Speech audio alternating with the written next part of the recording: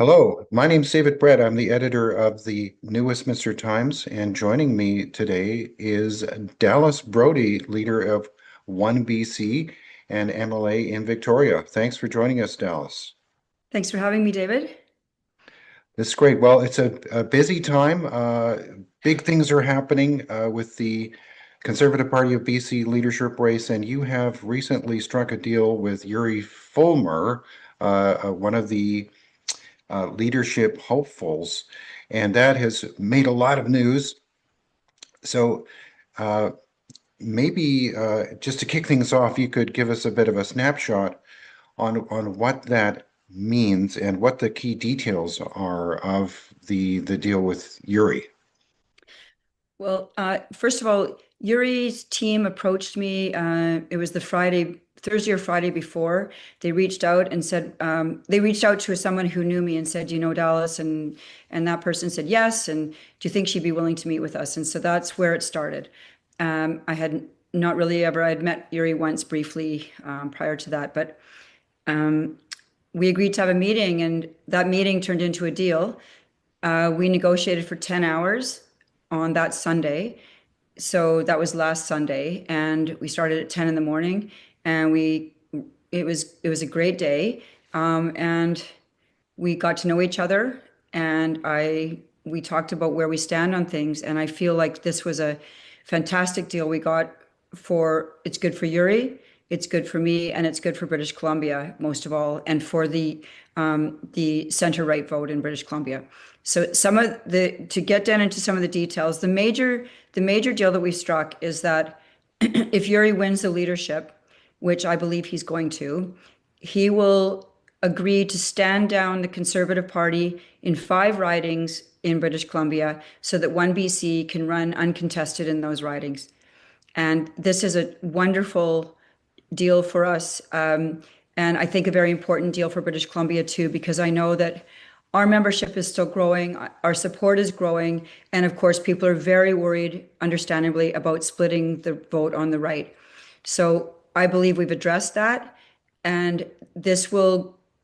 1BC is basically perceived as the party that's holding the line on some really hard issues in this province that bring on all sorts of name calling against me and so on, but I won't go wobbly and I'll stand firm. And so people who are voting for the Conservatives now can know that that party needs me, and they need to get 1BC to agree that we've held the line, and we will continue to do that for British Columbia. And I think Yuri is also a very talented and seasoned businessman, and he understands the magnitude of the problems facing BC right now on just a fiscal and economic level. We totally understand we're in big trouble, and the work ahead is going to be very serious work, and we need serious people. Right. Well, it seems that all the leadership hopefuls are in agreement on things like repealing DRIPA and sort of resetting the clock on Indigenous reconciliation. And that is being talked about. But as you mentioned, you are really the only one who is sort of addressing the elephant in the room, if you will, about Kamloops and other First Nations in BC and across Canada, where you have this backdrop of this specter of genocide and mass graves and this incredibly amped up uh, kind of atmosphere of allegation. So, because you're addressing those issues head on and you're speaking to them frankly, your popularity is growing. You Yes. have a significant following of people who are cheering you on. So, I know I've heard people criticize the deal, but it seems to make a lot of sense in a way because you can continue to have your un sort of moderated voice um, and speak to these issues the way you've been speaking to them in the past, which is resonating with a lot of British Columbians. Correct. I I have to be realistic about uh, 1BC as well. We're a strong party. We've just had some poll results come out today that say we're polling around 9.7%, 10, sometimes pushing 11. Some polls have had us closer to 13%. It's even stronger in the Fraser Valley and in the rural areas. But we are doing better than the Greens in the Lower Mainland now. And I think, but as a party, as we get closer to the election, we have to know that people would really support our group, but they need to make sure that we don't have another EB government, which is going to be, or an NDP government. I don't care who's running that party, it's going to be the same mess. And so we have to defeat the NDP. And I don't want anybody to think that I will do anything to deliberately be a spoiler in that effort. I want to help British Columbia move forward. I'm in this situation not through my own design. I was expelled from the Conservative Party approximately a year ago. It was March of last year for making that fateful post about there are zero bodies at Kamloops. And that started this whole journey for me. And so, as the world works, sometimes we're given a role that we didn't expect. And I've done this, and it hasn't always been pleasant. But I also know that truth is the most important thing in policy. And we have to have truth in order to build strong policy. Just like anything in life, all of our relationships rely on truth as well. A relationship that's built on a lie is never going to succeed, really. It will fall apart eventually due to the more and more lies that have to be told to support the original lie. And so we have to have truth as a foundation for everything we're doing. And I keep that. And so I guess what I'm saying is that I have to be realistic about the possibility for 1BC. And I see this as a massive victory for our party. 5 seats is incredible. Imagine if we had gone into a general election and won 5 seats, I would have been jubilant at that. And so I think that this is a wonderful thing. And splitting the vote in British Columbia, as we know historically, the NDP will pretty much always get approximately 30 to 35% of the vote, no matter how disastrous their policies are. And so we have to make sure on the right that we don't do that. And I've heard that from a lot of people, and I'm aware of it too. I mean, I'm not a fool. I know the problems. So I'm thrilled because 1BC, I can continue to be Dallas, and Yuri can be Yuri, and there will probably be times that we have disagreements, just like between the Greens and the NDP. This happens, but we are going to be a voice and a strong voice, and people in BC don't need to panic and think that all of the things I've been saying will disappear. And I can't tell you how happy I was last week. And also I want to give Yuri Fulmer credit for having the courage to come forward and say the reality is the Conservatives cannot win the next election without 1BC being involved in it. Everybody else wants to pretend that's not going to be the truth, but it is the truth. We will result, like they need us to work together, and he had the courageousness to come forward and the foresight, frankly, to come forward and say we need to do a deal here and work this out. So I'm thrilled. Hmm. And I think it's been bad news for the NDP, who was hoping we would remain split, but I'm very happy. Yeah, and I know we've talked about this before about the classical divide between the left and the right. Yeah. It's not, and a sort of a new paradigm is emerging between the woke and the not woke. So I don't think it's fair to say that everyone who is a traditional NDP voter, someone who's in a union or is necessarily a woke person who is buying into a lot of the woke dogma around First Nations, land acknowledgements, ubiquitous, or gender ideology, or all of the DEI um, uh, propaganda. They don't buy into that. So, is it possible that people who may have be traditionally NDP would vote for 1BC for your party, but not vote conservative because they can't bring themselves to do it? Yes, and it's already happened. We did an event on Lasqueti Island, and a lot of those people were people who also said they've just never even listened to politics before. They sort of said, I'm just an old hippie and I just like to be left alone and live my life. And suddenly the Islands Trust, for example, is being heavily impacted by the decolonization movement. Quote, reconciliation, indigenization, decolonization, they're all part of the same parcel now. And they're finding out that race-based laws are being imposed now down, from top down on the islands. And these are people who, you know, left the mainstream urban areas to go live a life that's, just leave us alone. And now they're finding this ideology superimposed on their private lives over there, and they're very unhappy about it. They are, I would call, we're drawing from two groups. We're getting, normal conservatives, but we're also getting people who normally don't even engage in the political process because they're so turned off. And then the third group is we are getting former NDPers and people who never signed up for saying, yes, I believe that a man can be a woman. This is driving people crazy. And these kinds of, wackadoodle policies are alienating people, and driving people who have never been active before to get active. And they see that I'm standing up for what I consider not even extreme.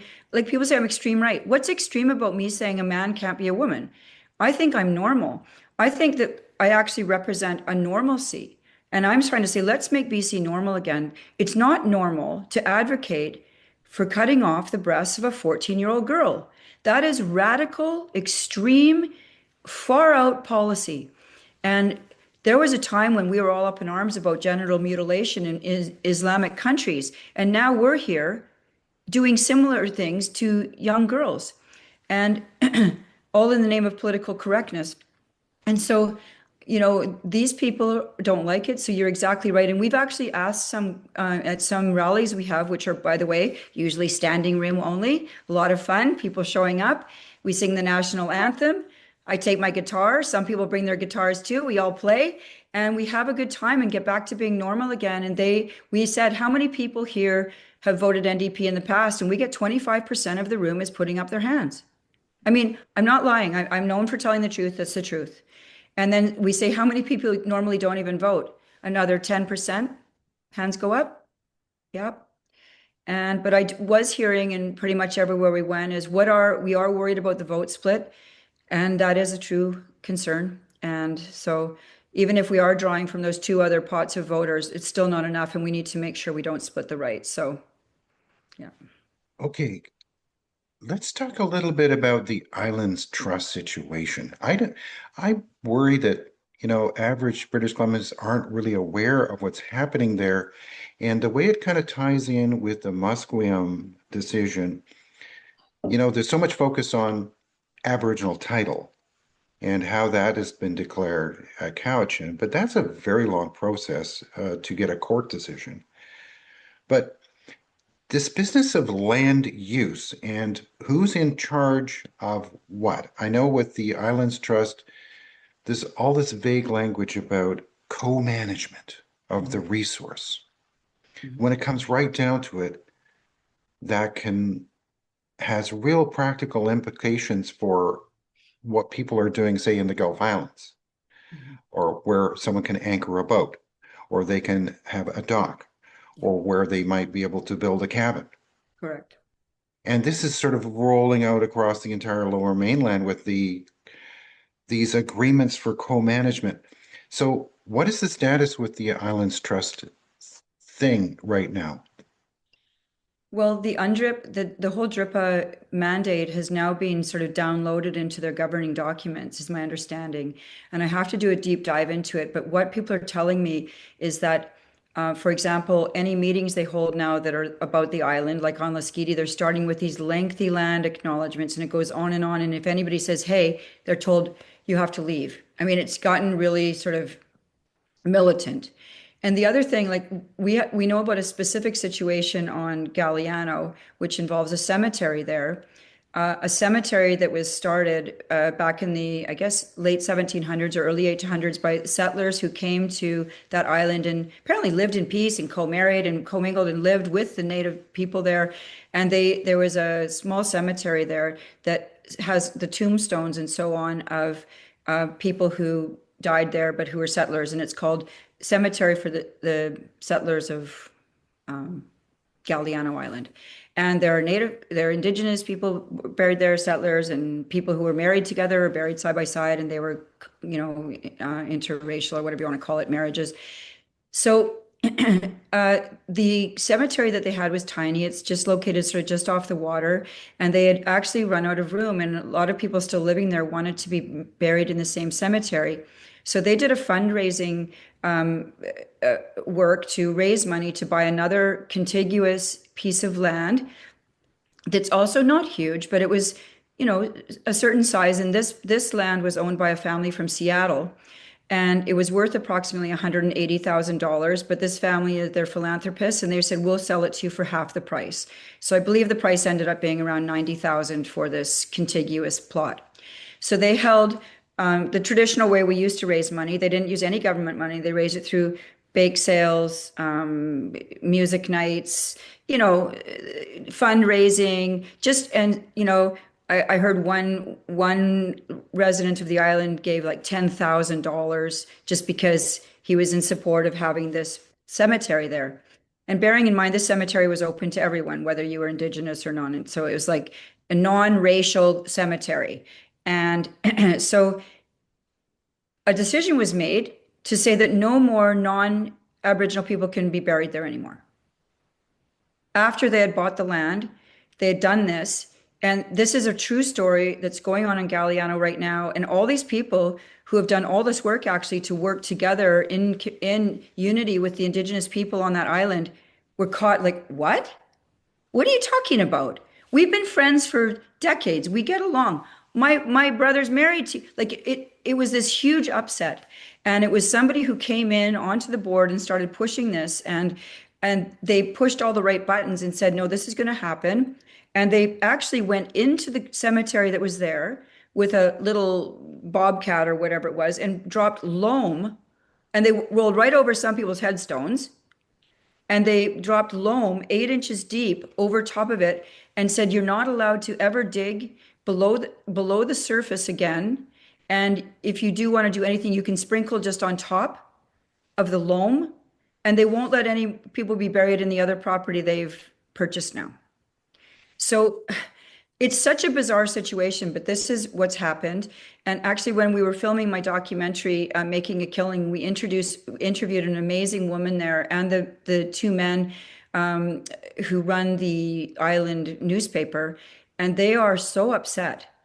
And these are not, you know, people you would say are, racist and bad people. These are people who have been working with this community all the way through and raised money for them and helped them and loved them and actually worked to build a museum there that's filled with native art and all these kinds of things.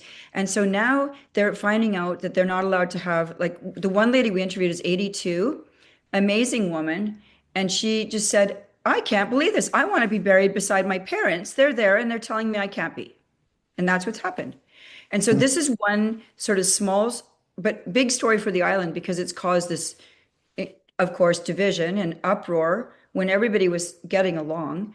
But this is part of it. And it came to my attention about Galliano because I was contacted by a resident there who showed me a flyer that came out from the island's trust, or the trustee groups that's over Galliano, saying that all people who weren't of Native ancestry now had to apply for development permits on the island, but anybody who could show their ancestry does not have to get a development permit.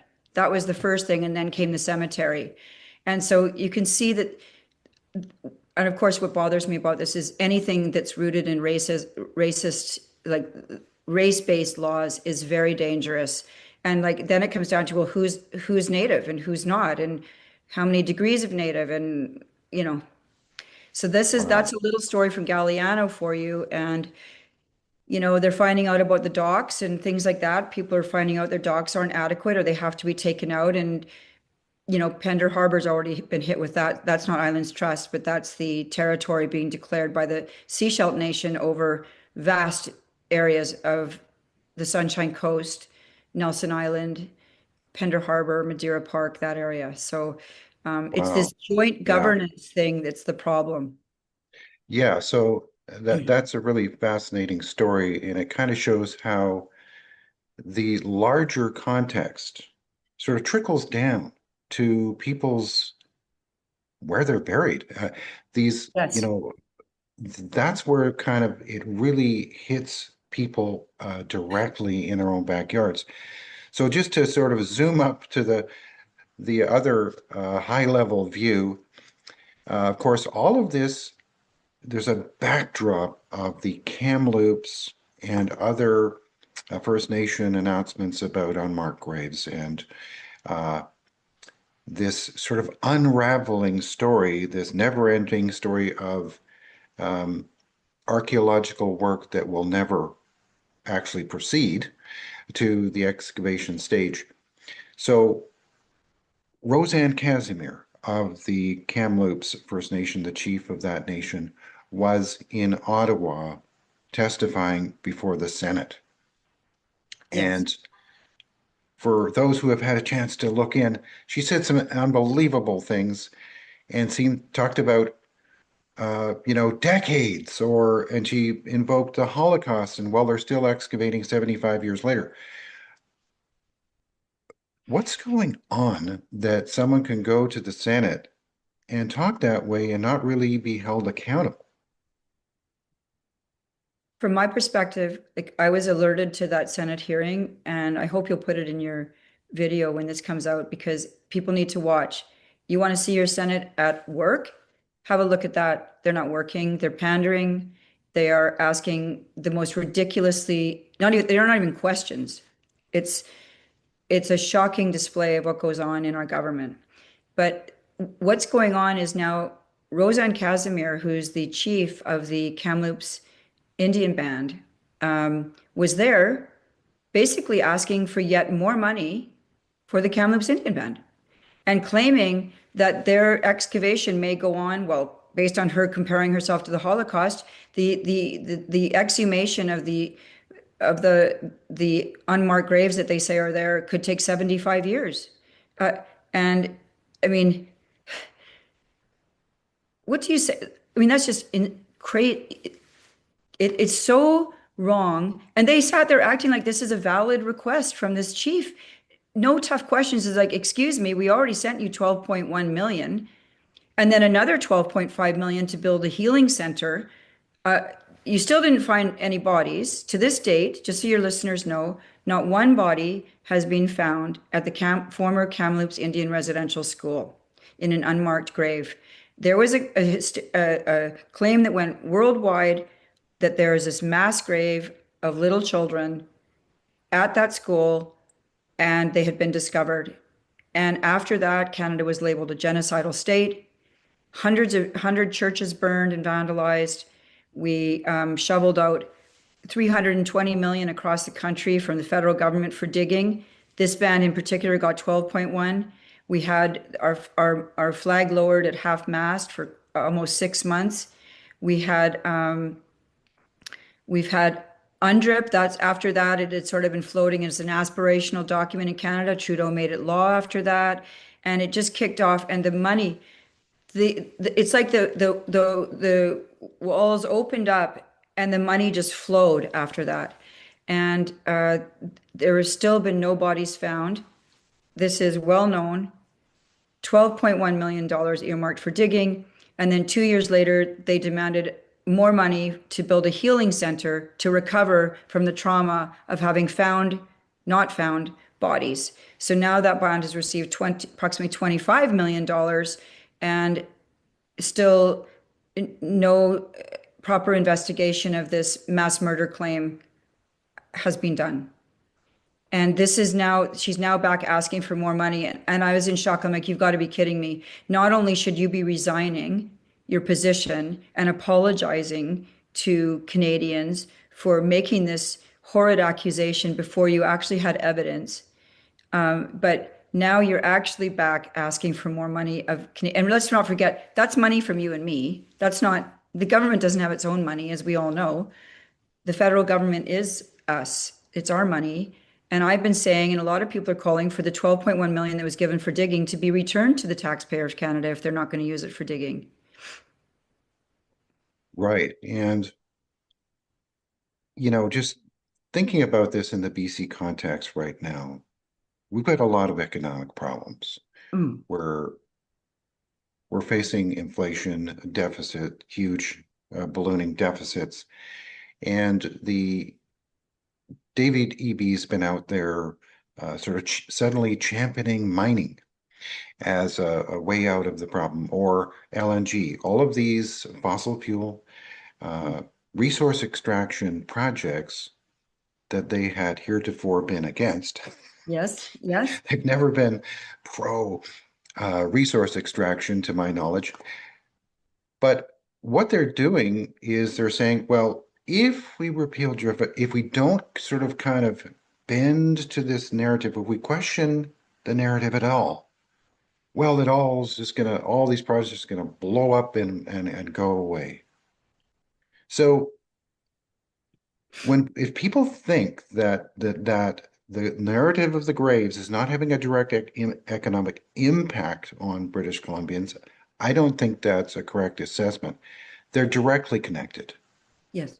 It's the moral kind of uh, righteousness that they think they have this mandate to make things right because of what happened at Kamloops.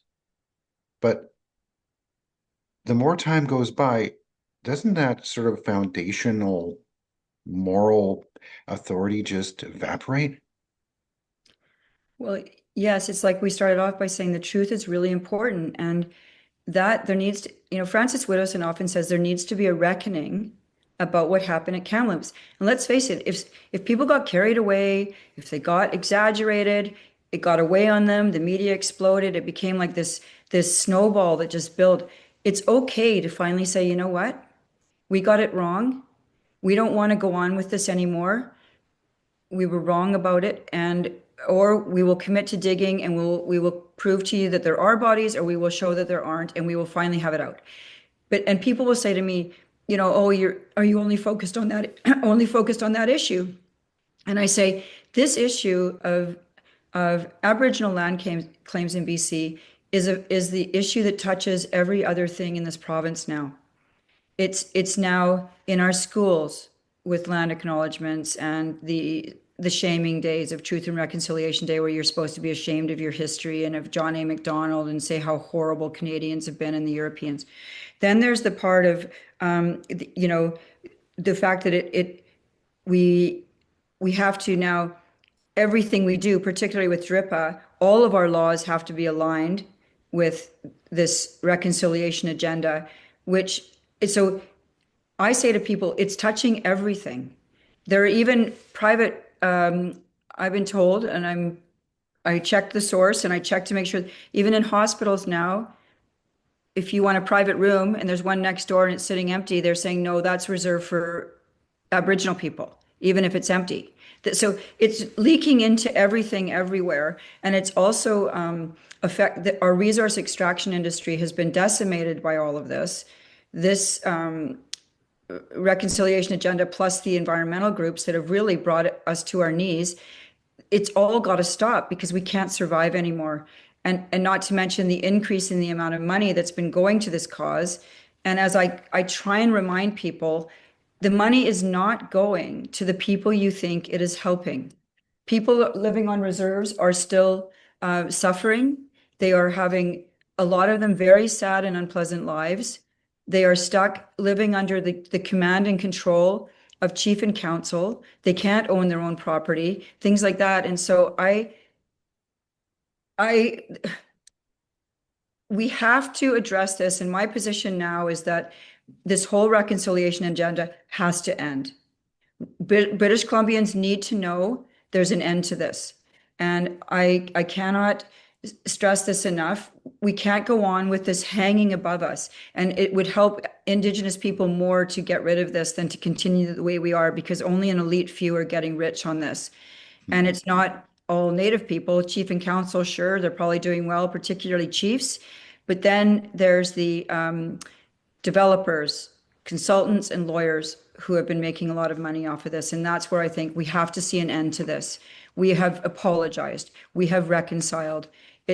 And we need to get back to everybody working together. And that's what I'm hoping for. And I think a lot of people feel that way. And I get calls from even, Indigenous people saying, thank you. We're done. We want to own our own land. we're tired of the lack of accountability and on and on. So I, Mhm. it does touch everything, David, is what you're saying. And I don't know if that answered your question. Maybe I wandered a bit there, but No, no. Well, another issue that I think that this connects into, believe it or not, is the overdose crisis. oh yeah. And that because the whole paradigm of decolonization is the idea that there's an oppressive uh, white supremacist structure that is bringing to bear these harmful impacts on marginalized people. And that's why we have an overdose crisis. So, and we're going to adapt our policies to um, free the people who are um, not, we don't want to stigmatize them as drug addicts. We use words like drug users and the whole harm reduction and safe supply, decriminalization is all part and parcel of this kind of picture of society as being oppressive, Mm, colonial, violent system that has to be thrown off and reimagined as, I don't know, in a spiritual sense. And a lot of the spiritual thinking is just coming from the indigenous world. So if people don't think, I'd be interested in your comment on that, that this kind of narrative of genocide is also affecting how we approach the overdose crisis. And oh, well, we shouldn't incarcerate people because that would be kind of invoking this heavy-handed, colonial, mm, violent, oppressive way of being. mhm. But what do you think? Isn't it true that we really do need to invoke the Mental Health Act more and provide involuntary care? I know EB has talked about it, but is there any action happening on that involuntary care front that you can see? From what I've seen so far, no. He has said that he agrees with it now after his years of advocating for decriminalization in drugs and destigmatizing drug use, which in my view is an absolute catastrophe. Like who would ever destigmatize drug use? If you have children, there's no way you tell them, "Oh, it's okay. Go try heroin, give it a shot, go, oh, sure, go smoke some crack or I don't know what they do with it or snort it. Go do that." What parent would do that? I mean, it's sheer folly to say that we shouldn't stigmatize drug use. Drug use should be stigmatized. I'm not talking about beating up on the people who end up addicted. I'm talking about drug use, just like cigarette use, we stigmatized for decades. Like we banished cigarette smokers from bars and they have to go outside and stand in the cold and they're not even allowed to stand within 6 feet of the front of an office building. Oh, it's okay to stigmatize them, but then when it comes to drugs, oh, we have to say that they're normal people and it's nice to stand next to a drug addict who's screaming at you or scaring you or has no pants on or something. I mean, it's just it's fantasy land, and this whole what are we? My view of what we need to have is we need to have involuntary care because we see. I've gone walking downtown, and I'm sure you have too, and seen these poor people lying in the rain, face down, not even knowing where they are, uh, literally, I guess, freezing to death, and people just walk by and act like that's an okay situation now because oh that's their right to lie in the dirt and we shouldn't care because this is the rights that they fought for. The drug DULF, the Drug Users Liberation Front, and VANDU, the Vancouver area network of drug users, VANDU and DULF, have pushed to say these people have a right to have the lifestyle they want. Well, now they're lying face down, uh, completely damaged, probably freezing to death, probably sick, and also out of it, unconscious or possibly sometimes even dead, and people just walk by. If it were, God forbid, my child, I would want that safety van to come by, scoop her up, take her somewhere, triage her, get her dry, cleaned up, find out what's going on, and then detox with whatever's needed to do it, and then into an immediate program somewhere in a part of BC where they're not in the drug milieu, and they can start to get better and learn some skills. And wouldn't that be great if one of my children ended up in that situation, or you know, your husband or anybody you love, wouldn't you prefer they were being taken care of and you knew that someone took them somewhere warm? And yes, they are not able to make a decision at that point. They're not thinking straight. They're in the grips of addiction. You, we don't allow people to change their wills in BC after they've developed dementia. Why? Because after you're mentally ill, you can't make good decisions anymore, and you can be influenced inappropriately. There's all estate law is deep into, people trying to influence an elderly person with dementia to change their will and have succeeded, and then the rest of the family has to oppose that change because it was done when the person was, what is it, non compos mentis or whatever, when it was done. And these rules have been developed through the ages because they know there are times in your life when you're not capable of thinking and rationalizing and making appropriate decisions. And anybody who's lying on the street down there deeply into fentanyl or whatever these addictions are is not thinking straight, and they can't make decisions. They're not barely human thinking anymore at that point. The Well, drugs are thinking for them. well, sometimes, activists will talking points will go like this. Well, Indigenous people are disproportionately represented in the prison system and in situations of addiction. So therefore, your policies are just anti-Indigenous. So in other words, the Indigenous lens has to be applied to everything. So all of our policies kind of stack up and are these policies that clearly are not working.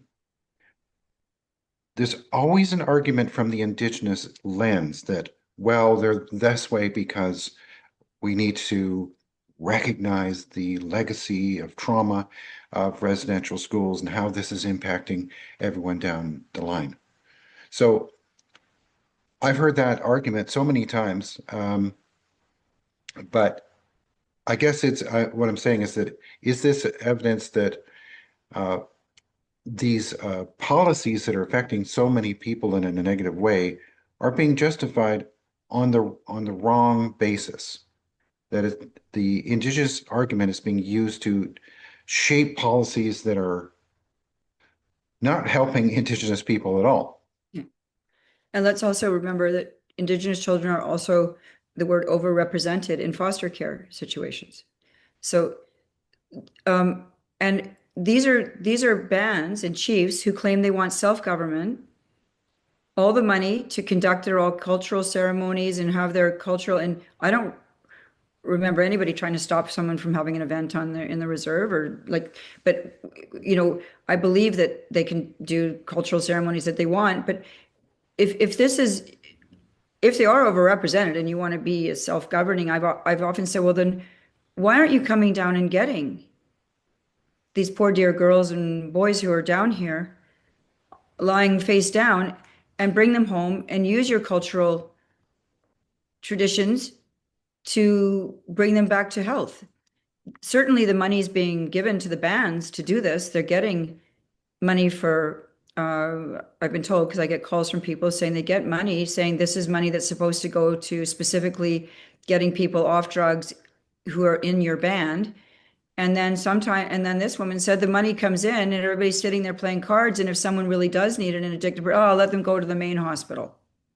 I mean, so I I say, like, why don't you care that it's your people there? But then I say, but it shouldn't be like that anyway. We should all be the same people. A human being is a human being is a human being. Uh, we all need to be picked up off the street and taken somewhere to help them. And I just think it's backwards to say you're overrepresented. Well, I don't know what else to say about that. Is that an excuse to leave them lying there? I don't think so. And I don't think it's a good plan. And I don't think this woke oppressed paradigm works at all. I am completely opposed to this. What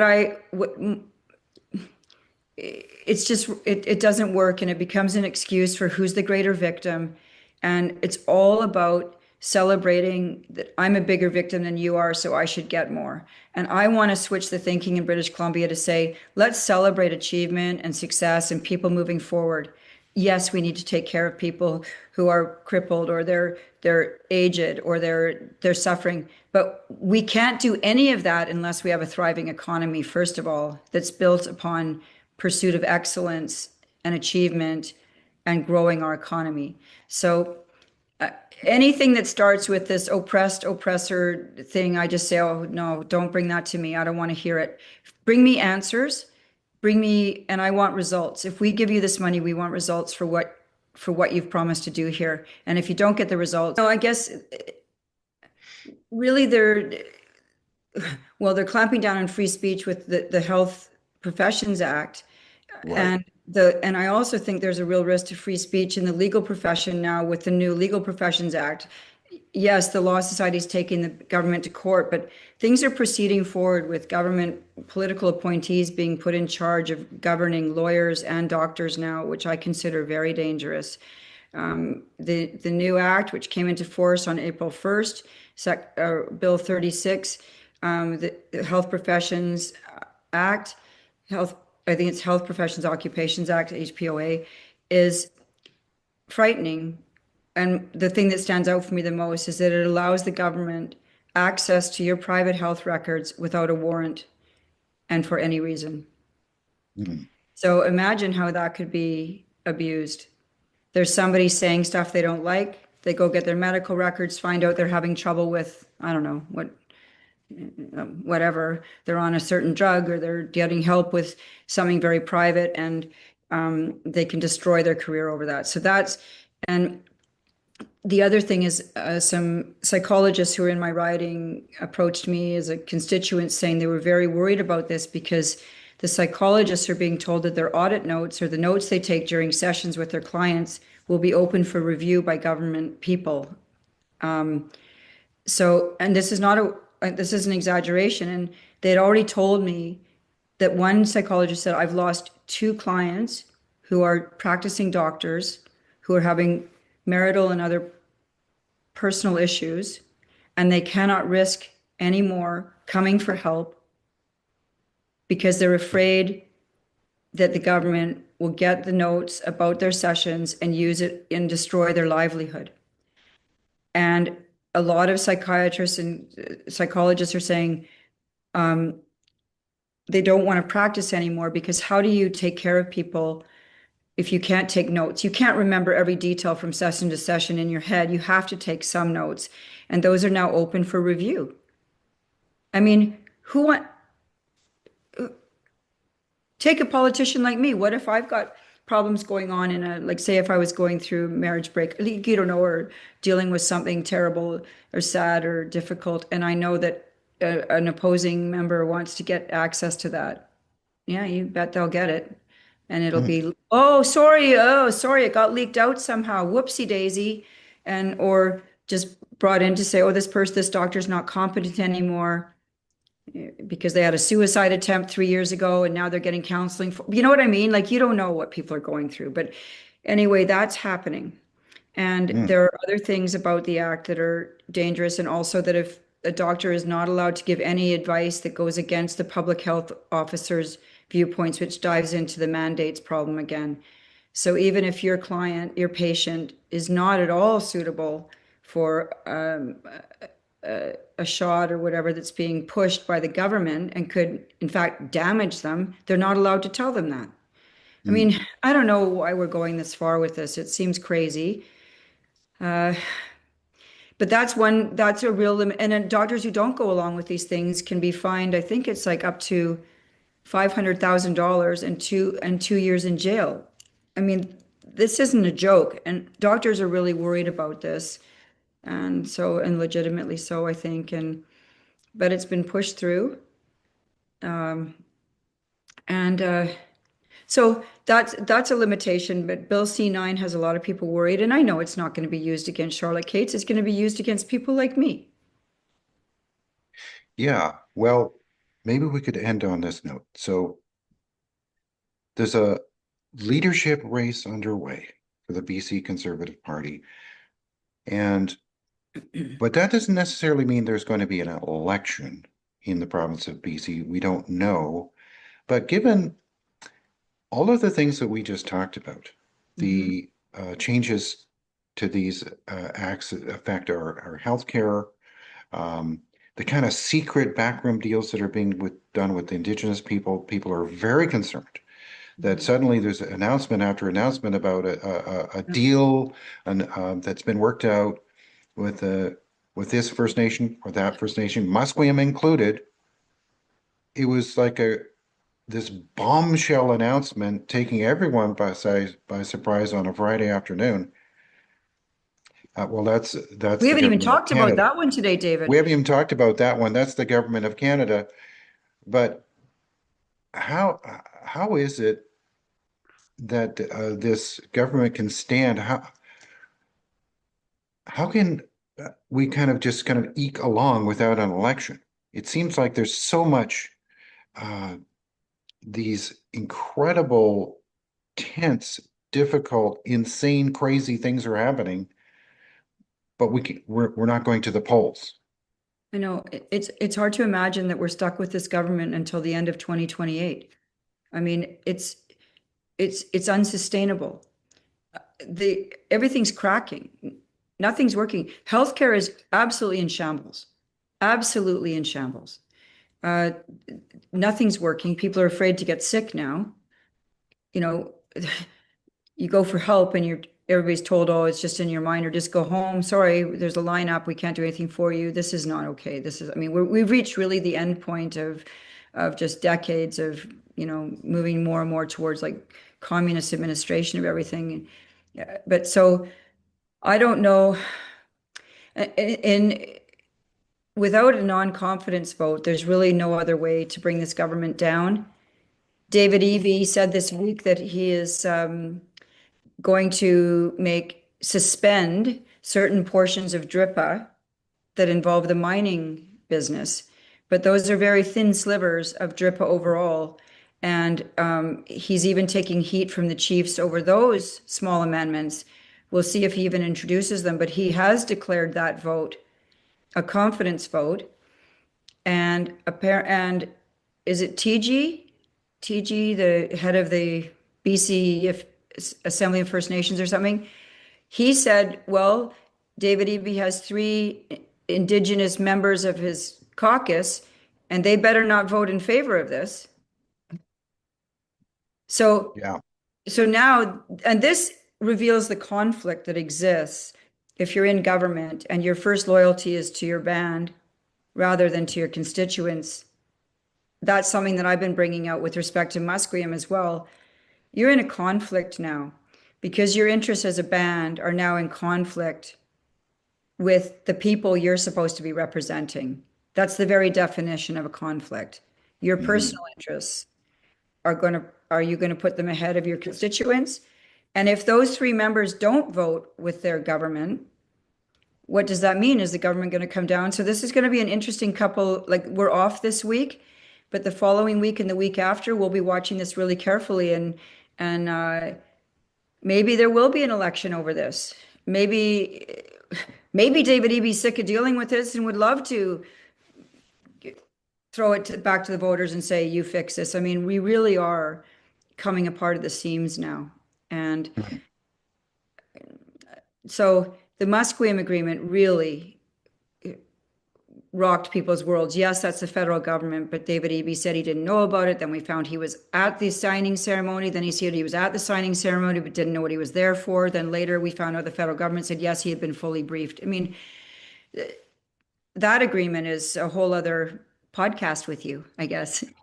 Well, that's right. It's almost like there's the confidence votes in the legislature, which Yes. can bring down the government, but it seems like the confidence amongst the voters and regular British Columbians is evaporating very quickly, and it's not necessarily with just with staunch conservatives. It seems that there's all this levels of doubt creeping in amongst more rank and file NDP people who are just they work union jobs in the north, they work on pipelines, they work on all these things. So it just seems like an unsustainable situation to have all of this stuff going on and all these kind of secret deals. Uh, it's like, oh, well, I guess that's the other point is the media. It's like, Oh, shouldn't the media just be pounding. tearing them to shreds right now over all of these Yeah. bizarre secret deals and lack of transparency? Why aren't they going after them? I saw an interview with TG by Jordan Armstrong. Yeah, I saw it too. He almost asked a hard question, but it was very Everybody's softball. so, I don't know why people are so afraid of this issue. They're laughing their heads off at us. We say one word and you all go running and say, oh, you're a racist. Or now they're apparently calling David Eby a colonialist. The leaked tapes showing that they're calling him names now. And I actually have some sympathy for him. I feel like writing him a letter, say, what does it feel like, David, to be called things you're not? Now you know how it feels because you've called me a few things, right? But he's being called a colonialist. I don't know if they use the R word, but the thing is like these, and I am in shock at the behavior of the legislative journalists. They they and our politicians for the last 25 years have allowed this thing to become an absolute disaster. If there had been good journalism being done over the last 25 years and proper governance where we weren't just running and hiding and fearful of someone calling us a racist, then we wouldn't be in this pickle. But they've all been sort of cushioning this issue and never wanting to ask the tough questions because it would be rude or offensive or bad. But you have to all, here's the principle I abide by. If you are taking public money, taxpayers' money from me and you and everybody else listening, all questions are on the table. All questions. It doesn't matter what your ancestry is. If you're taking public money, we get to know everything about what you're doing with it and where it's going. And we need results. And if we're not getting results, the money goes away. And if you don't want questions, then raise the money yourself through private investment funds or bake sales or whatever other way, and then no one will bother you. But it's amazing. Like Keith Baldry, even Vaughn Palmer, Rob Shaw. Oh, Rob Shaw. Like these guys, and Stephen Quinn at CBC and Mike Smith. Mike Smith won't even. He's never invited me on his show. Can you believe that? I'm asking some of the toughest questions in this province, and Mike Smith doesn't even phone me. Stephen Quinn, they'll allow people to come on and say all manner of horrible, and Jazz Joe Hall, they'll allow people to come on for a full half an hour and talk about me and say, oh, she's horrible, she's vile, she's disgusting, she's diabolical. But they never call me and give me my own half an hour. And it's so biased. If anybody thought before that it wasn't as maybe as bad as you were thinking it was, I can tell you it's actually 100 times worse than you thought it was. I've even left the ledge sometimes and gone to Vaughn and say, I gave you something good today for your column.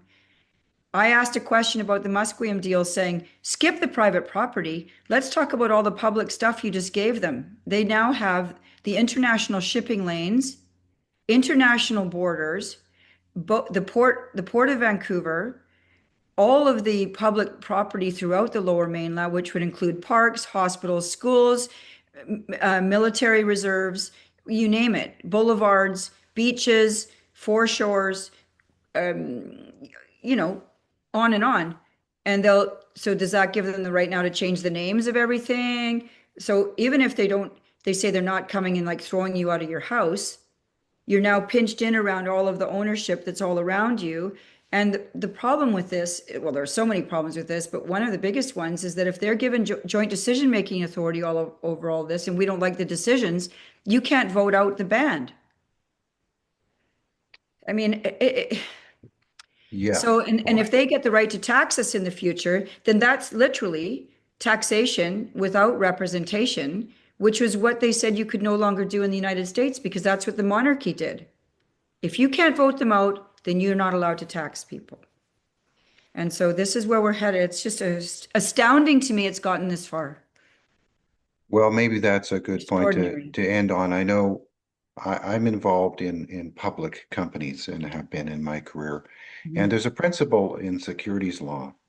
If you're going to be taking money from the public, you have to have what's called full, true, and plain disclosure.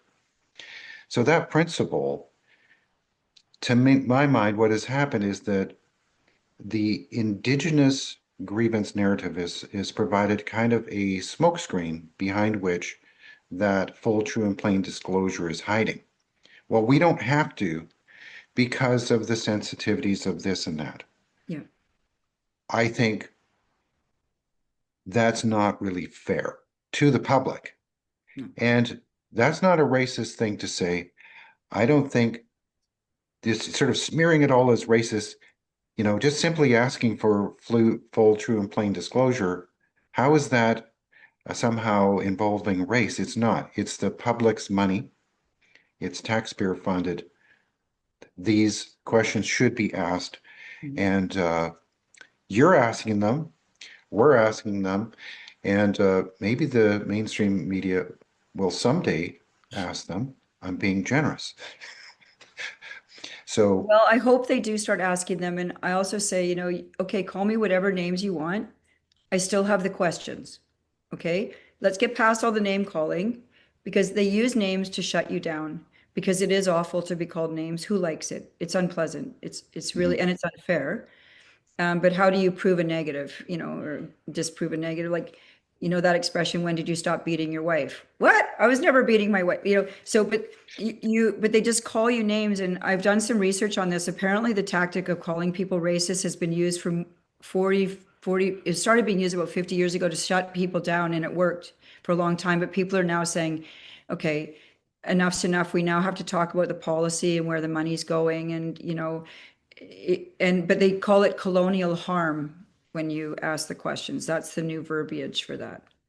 Oh yeah, You're the old inflicting harms are just colonial being harm. people are being re-traumatized Yeah. simply by asking questions. And Yeah. well, clearly we need to talk further on all of this. There's so Yeah. much more to get into, I know. uh, but we'll leave it there for now. Dallas Brodie, thank you so much for taking time to speak to me and to talk to our audience. It's very much appreciated. We're going to be following very closely the whole um, leadership debate and how things work out with Yuri Fulmer. And I thank you again, and all the best as you get back into the legislature. Thank you, David. And I can say if people really want to help me, probably the best way right now is to join the Conservative Party and vote for Yuri. And because we have a solid deal. And by the way, nobody else came to me with this courageous proposal. So I have a lot of admiration for him, and he's a highly respected manager and um, a very decent human being. And I really hope that he wins. So thank you for your Yes, show, and thanks for having me on, David, very yes, much. we have reached out to the Fulmer campaign and hope to have him to have an interview with him as soon as possible. I know there's lots going on in the campaign, but it's still a fair ways away until everything is voted on. Well, But the sign up for the memberships, if you want to vote in it, is the deadline is April 18th. That's why all right. the leadership candidates are hustling right now. But we'll just see what happens with that. I'm sort of sitting back and watching, and um, you know, yeah. Okay. All right. Well, thanks for filling us in on all that and talking about all these critical issues to the province of BC. Dallas Brodie, leader of One BC, member of the Legislative Assembly for Vancouver Colchina. I get that right? Yeah, you got that right. Okay. All right. Thanks again. And thanks everyone else for watching. We really appreciate it. Okay. Thank you Bye. very much, everybody. Bye, David. Bye.